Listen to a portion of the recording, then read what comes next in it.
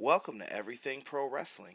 Everything Pro Wrestling is a show by the fans for the fans. And I am your host, Conrad Cushman, and we are here to review NXT Takeover Chicago 2.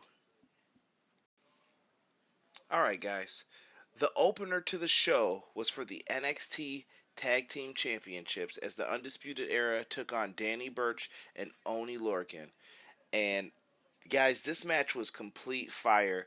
I do have to admit that the crowd was on fire for the Undisputed Era. These guys have something that the people want to see. The Undisputed Era did an incredible job, though, getting the crowd to go back with Oney Lorcan and Danny Burch, and that's also great credit to those guys. It's an incredible, hard-hitting match. There are some crazy spots in it, and there's only one crazy spot that I'm going to talk about. Everything else I want you guys to go back and watch and see for yourselves. But when I look at this match, the one crazy spot for sure is Oney Lorcan getting pushed off the top rope and doing basically a bump that looked like a back body drop onto the apron from the top rope. That is crazy. Not necessary, guys, to do that, but very entertaining at the same time. This match was excellent, and the winners of the match were the Undisputed Era. Very good match. Have to give this match a solid B rating. So, good match, guys. Let's see if the rest of the show keeps up with this. The next matchup for this review, guys, was the Velveteen Dream versus Ricochet. This was an amazing match. In the beginning of the match, I thought it was going to be a victim of match placement, but it actually turned out to be a very awesome match. The Velveteen Dream and Ricochet delivered, at least to what I expected them to. And I definitely think that both guys came out looking better because of this. I'm interested to see what happens with them going forward. Very good match. Lots of great spots in it. The match ended with a 630 on the Velveteen Dream's back, and Ricochet did pick up the victory, but there was a little exchange afterwards with looks basically between the two that made you wonder what's next for both of these guys. An excellent match. I definitely saw them trying to compete with some of the matches from the New Japan show, from the Dominion show. Good work by NXT's brand here, and these two are definitely future stars and main eventers for the NXT brand if you needed them to be. Good work by both.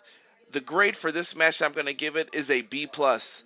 At first, I thought it was going to go in the C range, but Ricochet and Velveteen Dream saved the day, and they definitely picked up the pace towards the end of the match. So, good job to both of those guys, and we'll see you for the next match. I forgot to mention, too, that in the previous match with Velveteen Dream, he did come out dressed up like Hulk Hogan, and it's definitely something worth checking out if you wanted to see the entrance. And I definitely think that WWE is trying to position Hulk Hogan and coming back, so we'll see where it goes from here. The next match was Nikki Cross challenging Shayna Baszler for the NXT Women's Championship. The story of the match was basically Nikki Cross likes pain, and how is Shayna Baszler going to be able to overcome that and retain her championship? It was an okay match, kind of fell flat to me. The ending basically was Nikki Cross going for a crucifix, and Shayna Baszler slipped out and got behind her, ended up putting her in her chokehold. And while she was in the chokehold, Nikki Cross winds up smiling to the crowd and basically looking like, this isn't bothering me, this isn't hurting me, and she winds up passing out from the chokehold. It tried to keep both ladies looking strong, but Shayna Baszler winds up being the winner in this one. Overall, decent match. Not too much bad to say, but not a lot of good either. It was a storytelling kind of match. I'd be interested to hear what you guys think of it. The grade I'm giving this match is going to be a C. Not too impressive, but also it doesn't mean it's the end of the world either. After the match, we did see Keith Lee appear on camera in the crowd. If you have not seen his work from Evolve, you definitely have to check out Keith Lee. He was also in PWG a few times. Highly recommend it. But we're going to move on to the next match, which will be Aleister Black versus Lars Sullivan for the NXT Championship. Alright, guys, we get to the NXT Championship match. Lars Sullivan versus Aleister Black. Overall, the match was pretty good. Lars Sullivan definitely exceeded my expectations for this match. And Aleister Black did what he normally does, puts on a good show. So, decent match for the most part. There's some things in here, though, that hurt it as well. And we'll talk about them. Lars Sullivan definitely, I feel, needs a new finisher, something that's a little bit more impactful for him. I thought him doing the pop-up shoulder slams were great. Like, he was slamming guys down from his shoulder, and that looked more impressive than him doing the freak accident. That's just my opinion on it. And there was a really bad botch in this match where Aleister Black was supposed to hit the Black Mass while Lars Sullivan was turned around with his back towards him, and he completely missed, and they basically sold it, and it looked awful. Luckily, the crowd didn't turn, and Aleister Black was able to recover this match and definitely saved it. Could have been a lot worse, though, so good move there. I'm interested to see who Aleister Black faces next. Could he be facing an Adam Cole? Could he be facing the Velveteen Dream? Could he face Ricochet? There's a lot of people who could step up and become the next challenger at the next NXT Takeover show. So it'll be interesting to see who steps up to the plate to challenge Aleister Black next. And we are probably going to move on here towards the main event match for the Chicago Street Fight next.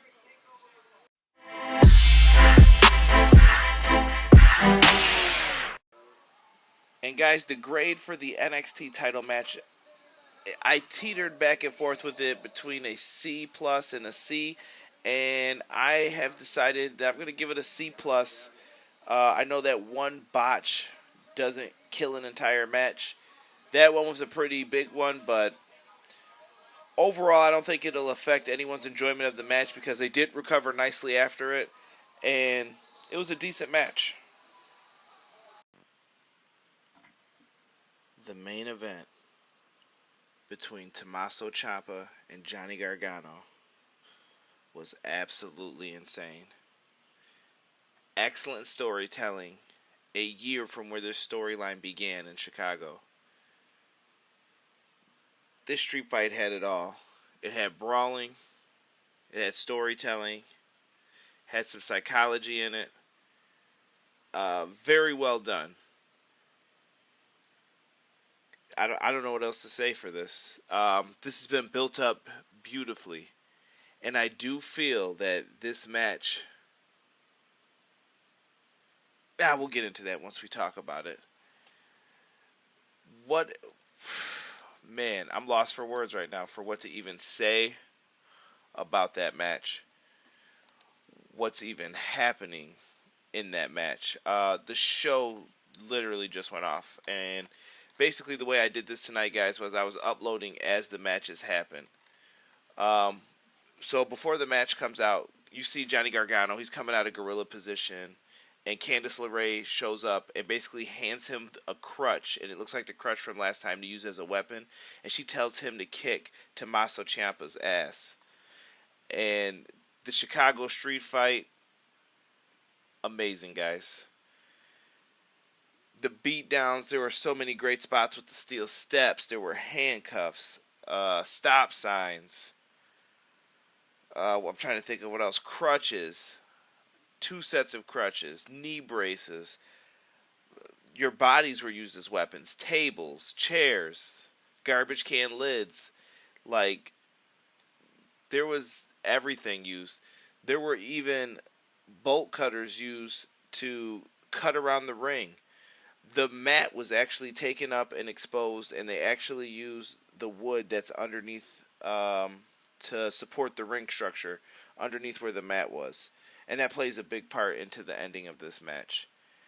And basically, Gargano winds up beating the hell out of Ciampa. They go back up to the top of the stage for the ending, and this is basically how it starts. Ciampa takes him back up to the top of the stage where it all began, where he turned on Johnny Gargano. And he winds up trying to put him through a bunch of tables like he did last time. And what wound up happening? He ended up getting reversed. And Johnny Gargano then put him through the tables. And they're trying to stretcher out Ciampa, and Gargano's not having any of it. And they get a great visual of Johnny Gargano grabbing the stretcher and walking him all the way back down to the ring. And as he puts him back into the ring, he's still beating on him. And the officials are trying to take him off, stop him. No ref can see that Ciampa's tapped out. He is then handcuffed and put in the Gargano escape. Nothing anyone can do. No one can see him tap out. More officials come in, try and break it up. Gargano's fighting him off. He winds up going to the outside to try and run away from them. As he's getting back up, Ciampa gets up and DDTs him while handcuffed onto the exposed ring area that I talked about before.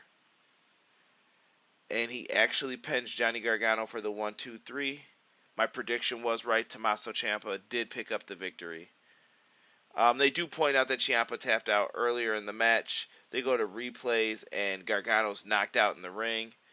And the show closes with Tommaso Ciampa giving his final wave to Johnny Gargano once again.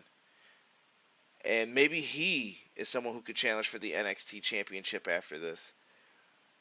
This show has endless possibilities. The grade I gave this match was an A. They did what they were supposed to do. They told an excellent story, and this is exactly what I want. These are the matches that I want to see to make those grades hard to get, and NXT delivered with this match. Alright guys, overall for this show, decent crowd. There were some matches that could have been a little bit better, but overall I think it was a good show. Really can't complain too much about it. From the grades I gave, it looked like we had a B-, a B, we had a C+, and a C, and an A.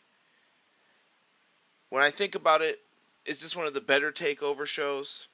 No, I think it's in the middle, run-of-the-mill in the middle, but this show definitely deserves a B.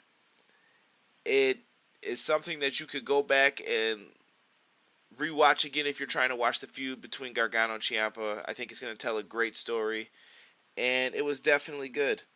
And I want to hear what you guys think about the show, wherever you're listening on this at, whether it's Wrestling Aminu, the Facebook group page, wherever. And all that stuff's going to be in the description, same with the grades. I want to hear from you guys, though, and tell me what you think of the show. Well, guys, thank you for listening to Everything Pro Wrestling. Everything Pro Wrestling is a show by the fans, for the fans. And I greatly appreciate you guys listening to the show, staying up late to check it out.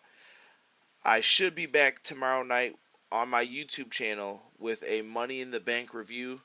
And we'll see how that show turns out. They have high expectations to live up to, though, if they're going to go against NXT Takeover Chicago 2. It'll be interesting to see what happens, but once again, I thank you guys for listening to the show, and we are out. Peace.